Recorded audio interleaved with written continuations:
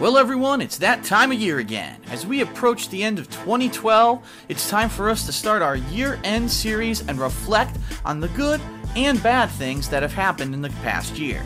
So let's get this party started with a bang, or maybe a scream. That's right, it's time to talk about the worst gaming trends of 2012. This year, as usual, we were plagued as gamers with some really big annoyances, some of which had direct relation to each other, others had been in development for a little bit of time, and we were kinda just waiting for them to creep their ugly heads up and pop into our view.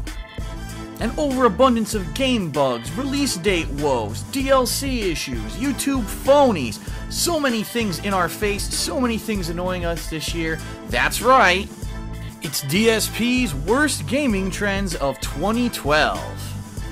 This year, it's a top 6 of the worst gaming trends, and what you'll see is a pattern directly relating many of these things to each other. However, I've managed to separate them into 6 distinct subjects that I'd like to talk about. Why top 6? Well, because it's my goddamn countdown, and I do what I want. So let's get started. Number 6. Way too many RPGs. It's a role-playing game overload. You know, since I started recording videos for YouTube in 2008, I kinda said to myself, gee, I wonder what's been going on with role-playing games. Just a few years before 2008, I had personally, off-camera, played some really great RPGs, such as Lost Odyssey, Infinite Undiscovery, Blue Dragon, and since then, there really hadn't seemed to have been many mainstream role-playing games coming out for the major consoles, the one exception probably being Final Fantasy XIII. Well, it's almost as if some game publishers were listening to me, because the year of 2012 was ripe with new RPGs. But there's only one problem with that. There were way too many of them. Far too many being released within a very short 6-month window.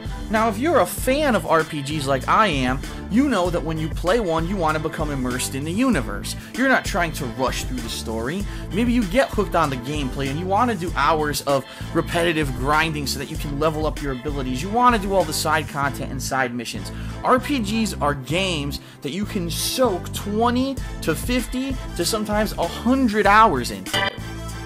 But the problem with that is that when there's so many of your favorite style of game being released within a short period of time, there's no possible way that you could play them all.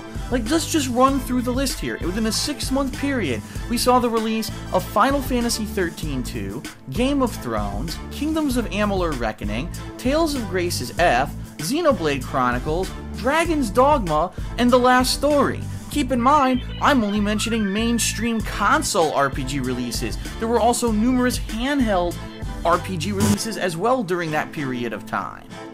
This was an especially frustrating thing for me, because being a fan of RPGs, and being the fact that I wanted to attempt to play every major release this year, I had actually purchased a lot of these games. But they took so long to get through and became so much repetitive grinding and gameplay that number 1, I became burnt out after only 2 of them, and number 2, even my viewers started to become burnt out and said, gee, you know, another 100-part game where we're going to see the same repetitive style of gameplay over and over and over, and kind of a generic JRPG kind of storyline, we're really not that interested anymore. And so it was a very difficult year for me, where I actually had to make some tough decisions and cut out some games out of my gaming schedule, including Game of Thrones, Kingdoms of Amalur Reckoning, Tales of Grace's F, and then actually leaving Xenoblade Chronicles unfinished after playing it for 100 parts and finding out I was barely even halfway through the game, and I was already getting bored of it and hoping that it would end.